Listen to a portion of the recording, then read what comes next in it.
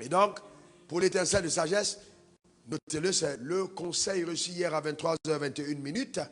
Pendant que je priais, c'est toujours ce petit conseil-là qui va apporter une lumière embellissante au niveau de votre âme, vous permettant ainsi de vivre une vie qui reflète la sagesse de Dieu.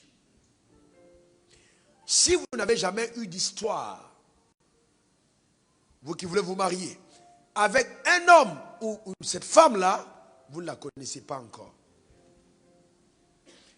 Vous n'avez pas encore eu d'histoire, vous ne la connaissez pas encore. Car ce sont les palabres, comme on dit en Afrique, ce sont les problèmes, comme on dit, ou les clashs, comme on le dit maintenant dans les réseaux sociaux, qui vont te permettre de découvrir le véritable visage de la personne, si elle t'aime ou si elle est hypocrite. Comment la personne qui aime réagit quand il y a clash, la personne pardonne. Comment la personne qui n'aime pas réagir, la personne va révéler une autre facette.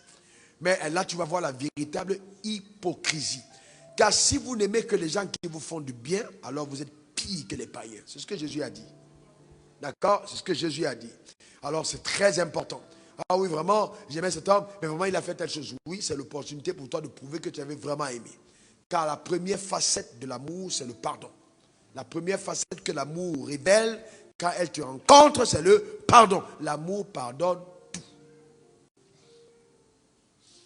Quelqu'un dit un bon amen. Vous voyez comment est-ce que certaines personnes me regardent? Oui, l'amour pardonne. Amen. L'amour pardonne. Dis à ton voisin, je te pardonne. Encore, je te pardonne. Donc c'est très important. Dans l'offense, quand l'offense arrive, l'offense a aussi l'opportunité de révéler l'hypocrisie. Donc c'est pourquoi les problèmes, quand ils surviennent, ils ne sont pas toujours mauvais. Ils te permettent justement de voir certaines choses que tu n'aurais pas vues en temps normal. D'accord? C'est très important. Donc les hommes, on les connaît qu'avec le temps.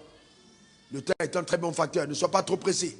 C'est pour ça que les mariages en 48 heures, là, ce n'est pas des bons mariages. Il faut donner le temps. Quelqu'un qui veut te poser rapidement, quand il te rencontre, ça peut être un grand obstacle, un grand piège. Il faut fuir, il faut donner le temps. Ne sois pas pressé, examine bien. Donne-moi le meilleur des amens. Dis encore amen. Alléluia. Maintenant,